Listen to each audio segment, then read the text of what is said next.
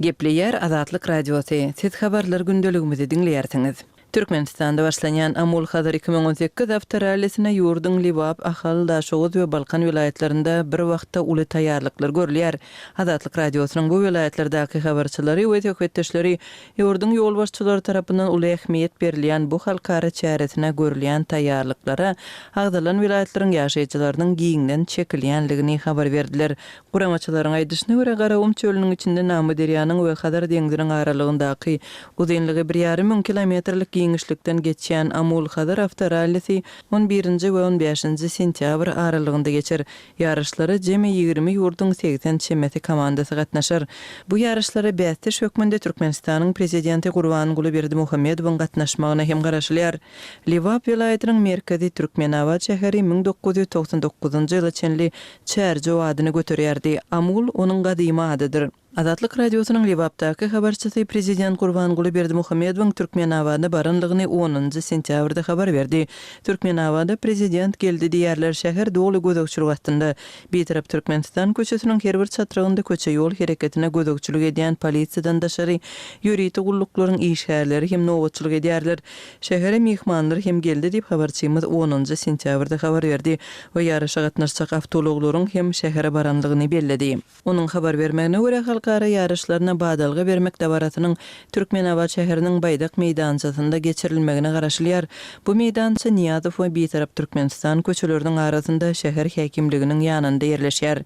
Bir aý bäri bu ýerde emeli galany gurýarlar. Ol golayda vilayet keselhanasynyň arka tarapynda ýerleşen taryhy Amul galasyny şekillendirjek ýaly diýip habarçymyz belleýär. Türkmenawadyň bu merkez meýdançasy häkimetleriň ýygy-ýygdan geçirýän köpçülikliň medeni we siýasy jemgyýetçilik çäreleriniň bir edilýän ýerdir.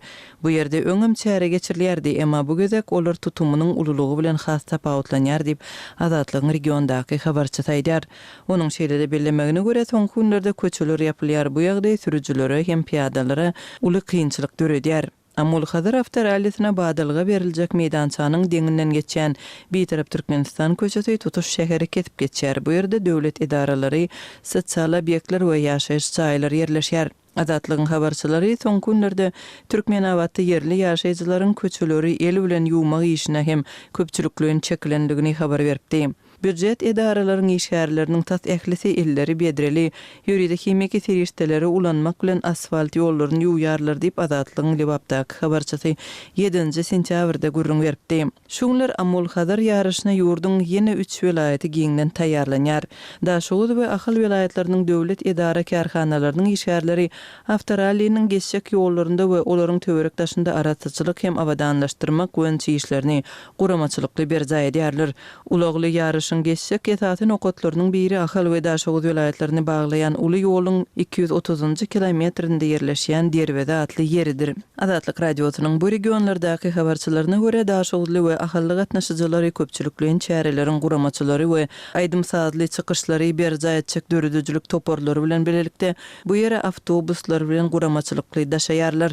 Daşoğuzly habarçymyň aýtmagyna görä köplenç ulanylýan köne awtobuslaryň döwülüp adamlaryň çölde galmagy bilen bagly ýagdaýlar hem ýüze çykýar. Geçen anny güni büdjet işgärlerini köneje awtobusly çölek gitdiler. Awtobuslar ýolda döwülüp ýüzlerçe adam giýje çölde galdy. Üstesine ýol gözegçilik inspeksiýasynyň tas ähli işgäri howpsuzlygy üçin etmek üçin avtoralynyň geçjek ýerine çöle uğradyldy diýip 10-njy sentýabrda Azatlygyň Daşoğuzdaky habarçysy gurrun berdi. Avtoralynyň göz öňünde tutulan iň soňky nokady Balkan vilayetiniň Türkmenbaşy şäherinden 20 kilometr uzaklykda ýerleşýän Galkynyş owaty. Türkmenistan lisensiýa Manmurat Bugaýewiň sözlerine görä şu günler Balkan vilayetiniň häkimetleri Galkynyşyň Türkmenbaşy şäheriniň şeýlede aralykdaky ýollaryň araççylygyny we temizligini gysgalyp üçin edýärler we bu işlere büdjet işgärlerini çekýärler. Bu regionda hem avtorally sebäpli ýollar ýapylýar. Türkmenbaşynyň ýaşaýjylaryna şeýlede golaýdaky ýaşaýyş punktlarynyň ilatyna 13-den 15-ne çenli 3 güniň dowamında Türkmenbaşy şäherine barýan ýollaryň doly ýapyk boljagyny duýdurdylar. Bu Amul Hadar avtoralysynyň jemleýici taphyry bilen bagly diýip Amanmurat Bugaýew belledi. Halkara avtoralysynyň guramaçylarynyň öň mälim etmegine görä ulagly ýaraşa Türkmenistanyň Içeri işler ministrliginiň we Avtosport we Milli Federasiýasynyň 15 komandasynyň gatnaşmagyna garaşylypdy. 9-njy sentýabrda Türkmen medeniýeti Türkmenistandan 12 sany komandanyň çykyş etjegini habar berdi. Amul Hadar 2018 Avstraliýasyny geçirmek ideýasy Türkmenistanyň prezidenti Gurbanguly Berdimuhammedow degişli. Mundan öň Türkmen telewizionyny birnäçe döwlet baş tutanyň ýokary tezlikde awtolog sürüşini pellehana birinji bolup gelişini we hatda professional ustatlardan hem üstün çykyşyny görkezipdi. Azat radyosynyň azathabar.com şeýledi Türkmenistanda pitikli beýlik saýtlary hiç gili bökmüşsiz girip bilmek üçin Sayfon 3 proxy ulgamyndan peýdalanyp bilersiňiz. Proxy ulgamyny psiphon3.com web saytyndan indirip onu kompýuteriňize ýa-da smartfonuňyza gurnap bilersiňiz. Sayfon 3 proxy ulgamy dowamly täzelenýär. Şol sebäpli onu psiphon3.com web saytyndan täzelep durmagy unutmaň.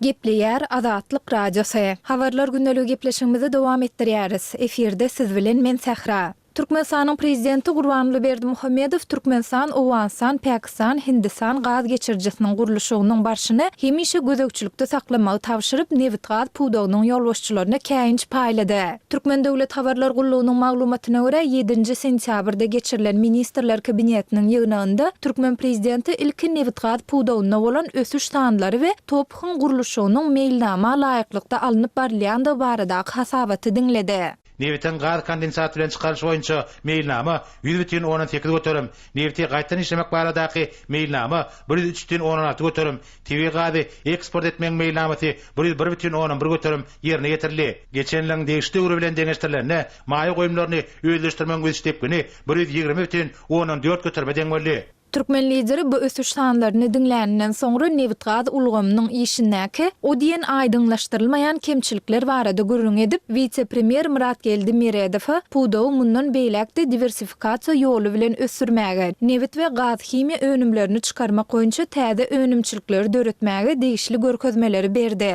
Resmi mediada bu görkezmeleriň jekmejekleri aýdyňlaşdyrylman Berdimuhammedowyň Newit gaz puwdagyna jogap berýän vice-premier Murat Geldi-Miredow döwlet ministri Türkmen Gaz Döwlet Konserniň başlygy Murat Arçaýew, Türkmen Newit Döwlet Konserniň başlygy Döwlet Durdy Hajiýew wezipe borçlaryny göwnejay berjay etmän, döwlet tawşyryklarynyň ýerine ýetirilmegini üçin etmändi üçin diýip bir käýinç ýylan edendigi ma'lum edildi. Döwlet başçylygy bu puwdakda amala aşyrylýan özgertmeleri işçiňleşdirmegi ýangyç energetika toplamynyň netijeli işlemegini ýoly goýmak boýunça gysga möhletde anyk çäreler görmek berk talap etdi we hususan da top taslamasynyň gurulşynyň başyny hemişe gözegçilikde saklamagy tawşyrdy. Berdimuhammedowyň top taslamasynyň gurulşy barada bu tawşyrygy bermegine edil häzirki pursat nämäniň sebäp bolandygy barada anyk maglumat berilmeýär. Emma Türkmen lideriniň bu tawşyrygy mundan 6 aý gowrak öňdüýü tutulan topyň owan böleginiň gurulşyna henis hem girişilmeýän mahalna şeýledi. Pakistanyň täze premier ministriniň öýdleriniň Eýran bilen has ýakyn energiýa hyzmatdaşlygyna islegli de barada çykyş etmeginiň we Hindistanyň gazyň narhyna täzeden garalmagyny teklip etmeginiň ýa-da gabat geldi. Umumy uzunlygy 1814 kilometr bolan topyk gaz geçirjisi arkaly ýylda 33 milliard türkmen gazyny aktyrmak gözeňinde tutulýar. Häzirki wagt gazyň eksporty boýunça diňe bir alja garaşly bolmagyna galýan Türkmenistan bu taslama ýurduň energiýa eksportyny diversifikasiýalaşdyrmak üçin mühim çäre hökmünde seredýär. Türkmenistan bu gaz geçirjiniň türkmen böleginiň gurulşyna 2015-nji ýylyň dekabr aýyna girişip onuň gurulşynyň tamamlanandygyny habar berdi. Şu ýylyň 23 fevralynda geçirjiniň owan böleginiň gurulşyna girişilýändigi ýylan edilip 4 ýurduň döwlet başçylarynyň gatnaşmagynda onuň düýbü tutuldy.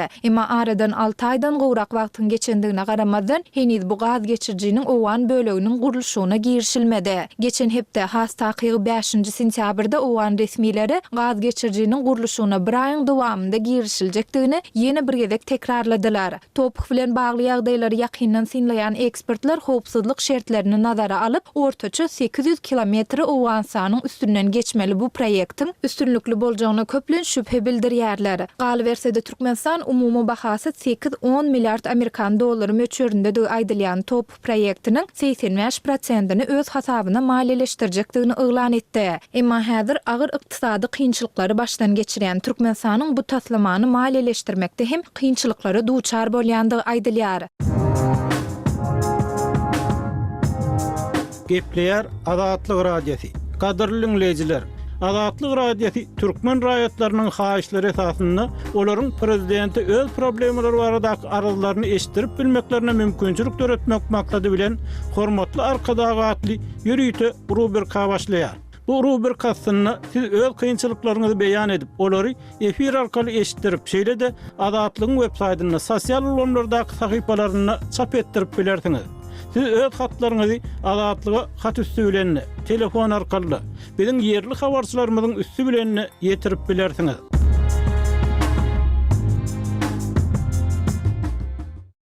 Gepleýär Azatlyk radiosu, mikrofon öňünde Merdan Taryýew.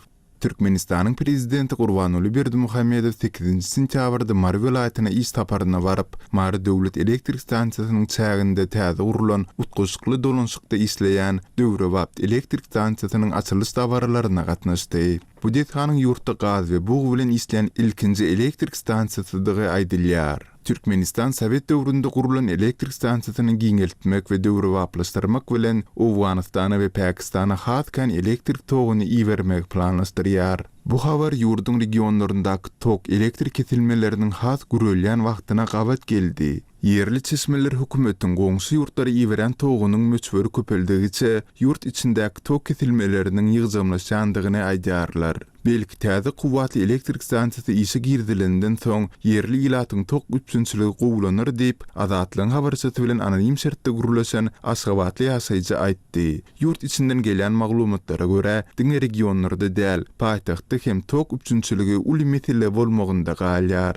Gepin gerdisine aýdylsa prezident şu ýylyň fevralynda Mary welaýatyna tapar edende energiýany tygyşytlamagyň 2018-2024 ýyllar üçin döwlet programmasyny tasdiklady. Mälim bolşaly öňki ýyllarda Türkmenistan ýylatyň ulanjak elektrik toguny mugutýa-da ýeňillikli bahalar esasynda berýärdi. Emma indi Berdimuhammedow Maryda aýdan sözlerine görä, ýurdun ahal Mary Lewap welaýatlarynda gysga döwür içinde durly kuwatly 6 tane elektrik stansiýasy gurulyp ulanylmaga berildi. Welaýatlaryň her birinde 2 tane gaz turbinaly elektrik stansiýasy hereket edýär. Şeýle-de döwlet baştutuny dawara gatnaşyjylara ýüzlenip, 1,2 milliard dollar bahasy bolan elektrik stansiýanyň goňşy ýurtlary eksport edilen elektrik energiýasynyň möçberini her ýylda 3 milliard kilowat saat köpeltmäge mümkinçilik berjekdigini aýtdy. Elektrik stansiýasyny döwrewaplaşdyrmak işleri Türkiýanyň Çalyk Holding we Birleşen Ştatlaryň General Electric kompaniýalary tarapyndan amala aşyryldy. Bu elektrik stansiýasy Türkmenistanyň Odol Etatan TV gaz eksportyndan gelen girdijilere garaşly bolan ykdysadyetini diversifikasiýa etmek planlarynyň bir bölegi bolup durýar. Dünyada gaz gorulary boýunça 4-nji orunda durýan Türkmenistan şu ýylyň başynda Tehranyň özüne 1,8 milliard dollar gaz töleglerini tölemeýändigini, ýagny birisini bermeýändigini aýdyp, Irany iýerýän gazyny kesdi. Türkmen Gaz Döwlet Konsernining başlygy Murat Arçaýewiň sözlerine görä, Tehran bilen gaz tölegleri dawasy boýunça geçirilen gepleşikler netijesiz guturdy we bu iş halkara arbitraj sudyna çykaryldy. Munyň üstüne ortak hem 2016-njy ýylda Türkmen gazyny satyn almagyny besetdi. Netijede Irany iýeren gazyny hem kesen soň Aşgabatdyň bir gaz alyjysy Hytaý bilen galdy. Gepleýär Azatlyk radiosu. Eferde maksat Ataýew bilen habarlar gündeligi. Daşowuzda resmi ýöne galp buğday ekiş dawarasy geçirildi. Geçen hepdäniň çarşanby güni Daşowuz welaýatynda resmi gözlük buğday ekişine badalygy berildi. Welaýatda resmi buğday ekiş çäresine girişmek dawarasy Gowda etrawynyň Gökçäge Daýhan birleşiginiň ekin meýdanlarynda geçirildi. Bu da wara göz üçin geçirilen galp buğday ekiş çäresi boldu diýip Azatlygyň welaýatdaky habarçysy maglumat berýär. Buğday suw içmedik ýerlere ekildi diýip habarçy ekişin galp häsiýetine ünsü çekdi. Ol ekişe gatnaşan traktorçy mekanizatorlaryň uly çykdyjylary sezewar bolanyny habar berdi. Welaýatda zähmet çekýän mekanizatorlara sürüm we ekiş traktorlaryny şeýle-de döwük traktorlary bejerdip dawaralary çekilýän traktorlaryň hatyryna goşmak tapşyrylypdyr diýip habarçy berledi. Ol welaýatyň owa hyzmat kärhanasyna görkezmesi we hökmüne saklanýan traktorlar barada gurrun berdi. Ol ýerde ýürütü çäreleri geçirilene telewizionyada suraty düşürmek üçin 50 sany traktor saklanýar. Ätýaşdaky şol 50 traktory zerurluk ýüze çykan ýagdaýyna ulanmak üçin olary işletmäni görkezmek üçin saklaýarlar diýip habarçy aýtdy. Ol vilayetin ekerançylyk yerlerine suwaruş suwlarynyň ýetmezçiligi barada gurrun berdi. Buğday ekilmeli yerler suw içmedi sebäbi kanallarda suw ýetmezçilik edýär diýip ol aýtdy. Habarçy vilayet resmiýetleriniň ösüp oturan gowaçylaryň hatar aralaryny sürdürip, gowaçy joýalarynyň arasyny buğday ekdirmegi maksat edinýänliklerini ma'lum etdi. Azatlyk bu maglumaty vilayet derejesindäki resmiýetleri tasdikledik bilmeýär. Suw içmedik yerleri sürdürip buğday ekdirseler gallaçy kärençileriň öňümüzdäki ýylda hem bergidar çykjakdygy iki uçsuzdur.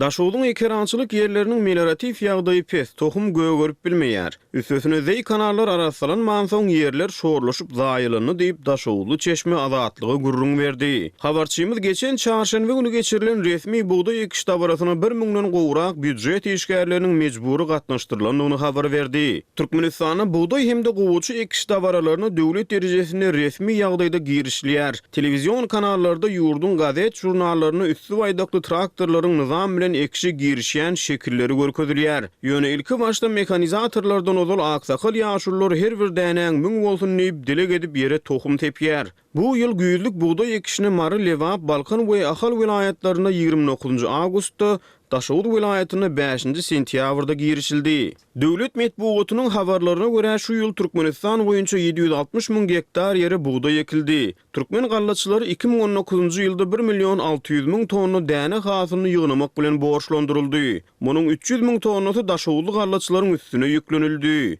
Ýatladyp geçsek Daşowdy vilayetyny buğday oragyny iýunyň başyna girişlerini hem yerli resmiýetler göz üçin emeli işlere baş goşup, resmi galla oragy geçiriljek buğday atyzlaryny göwerip oturan gök buğday derman bilen guradypdylar.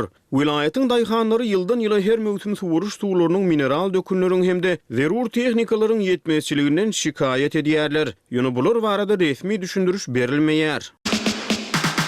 Azatlyk radiosu Telegramda. Bizi Azatlyk radiosu sözü bilen tap bilersiňiz.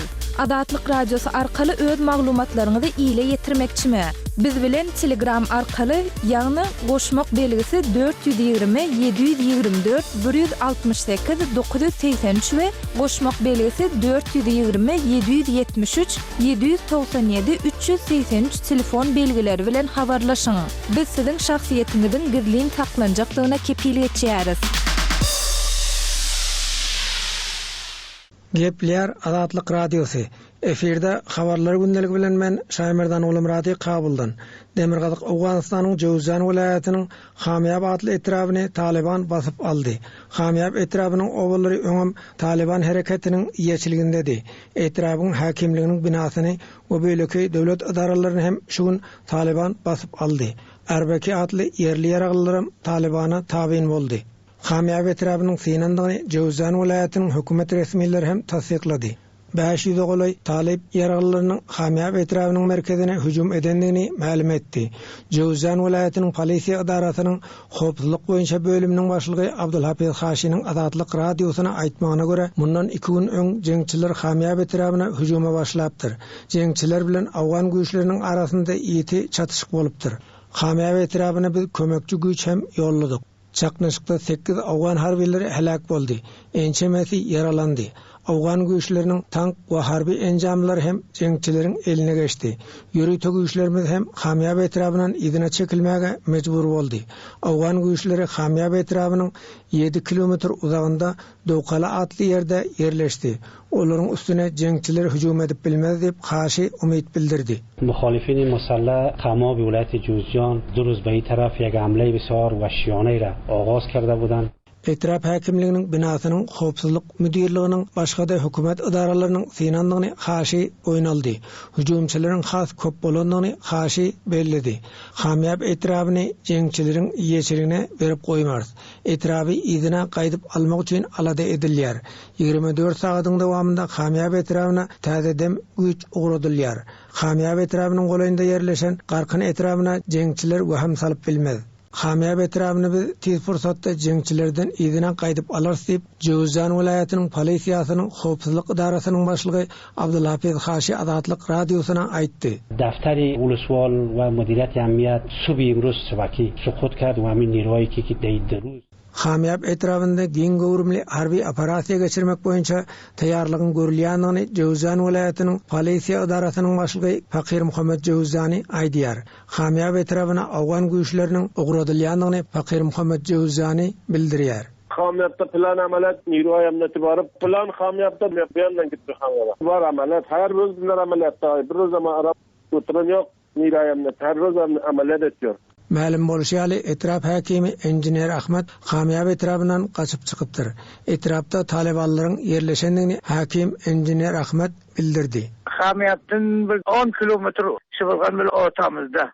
Du kalada hava hamyapy talipler. Uluswallykda talibanlar var. Hamyap etrafy Türkmenistanyň serhet ýakynynda yerleşýär. Ýatlasak, Türkmenistan Hamyap we Qarkyn etrafyna elektrik togyny berýändigini habar beripdi. Emma hazırki ýagdaýda Türkmenistandan bu iki etrafy elektrik togyny geçirmek kyn düşer diýip bilermenler aýdýarlar. Gepleýär Azatlyk Radiosy. Habarlar gündeligini dowam etdirýär. Eferde siz bilen men Araz Perwiş. Human Rights Watch guramasynyň aýtmagyna görä Hatay özüniň esasan musulmanlardan durýan ağırlyk iraty bolan Uýgurlara karşı adam hukuklaryny bozmak boýunça köpçülikliň sistematik kampaniýa alyp barýar. Düýbi New York'ta yerleşen adam hukuklary guramasy 10 sentýabrda çykaran hasabatyna Şinjiang regionuna Hatay hökümeti tarapyndan adamlaryň edenetlik bilen tosaw edilmegi, gynalmagy, olara yaramaz çemeleşilmegi we olaryň gündelik durmuşyna hemme taraplaryň kontrollyk edilmegi hakda subutnama görkezýär. Hasabata Birleşen Milletler Guramasynyň jynsy kemsidişi aradan aýrmak baradaky komiteti setlenme bildirdi. Ol 10 awgustda Uýgurlar Hataýda ekstremizme karşı merkezlerde saklanýar. Milyonlarçasy zor bilen gaýtadan tälim alyş lagerlerine dykylýar. Hataýyň Uýgur regiony giň tosaw lagerine öwürlene çalymdaş diýip beýanat berdi. Soňky hasabatda Human Rights Watch guramasynyň Hatay boýunça direktori Sophie Richardson, Hatay hökümeti Şinjiangda onlarca ýyllaryň dowamyna görülip esilmedik derejede adam hukuklaryny aýaga edýär diýdi. Şinjiangda alınıp barýan repressiýa kampaniýasy Hatay'ın bu kemsitmeleri besetmek üçin Birleşen Milletler Guramasy bilen beýleki hökümetleriň onuň garşysyna sanksiýa giýirmeli hakda esasy sina bolup durýar diýip Richardson aýtdy. Hasabatda daşary ýurt hökümetleri Hatay'ın we onuň hereketlerine garşy şol sanyna bu işe jogapkärleriň garşysyna gönüktirilen sanksiýalara köp taraplaýyn we bir taraplaýyn hereketlere geçilmegine çağırylýar. Hatay'ın daşary işler ministrliginiň matbuat wekili Geňşuan 10 sentýabrda beren gykça maglumatyna hasabata giňleýin jogap bermekden saklanyp, Human Rights Watch guramasynyň hasabaty Hataýa garşy nädogry pikirlerden dolyp, guramany faktlary ýoýmakda aýplady. Ol Şinjiangda görülen çäreler durnuklygy, ösüşi, agdy birligi we eklenji ýokarlandyrmaga gönüktirilen şeýle hem etniki separatizmi we zorlukly terroristik jenaýet işlerini basyp ýatyrmak üçin idi. Üstümizdäki ýylyň başlarynda Kazakstana kaçyp gelen Hatay raýaty bir Kazak denan Gulmatar Hataýda gaýtadan tälim beriş lagerleriniň bardygy hakda kaziýetde görkezme berdi. Ol müňlerçe Kazak ol ýere ýygnalyp olara siýasy indoktrinasiýa berilýär diýdi. Sayragul Seyitbay bir çağılar bagyny müdir bolup işlänligi üçin hökümetiň musulmanlara, şol sanyna Uýgurlara, etnik Kazaklara, Kyrgyzlara we Huýlara täzeden tälim beriş programmasy hakdaky dokumentleri görmäge mümkinçilik tapandygyny aýdýar. Qadirli dinleyijiler, şunuň bilen habarlar gündeligi gepleşigimizi geçirip guturýarys.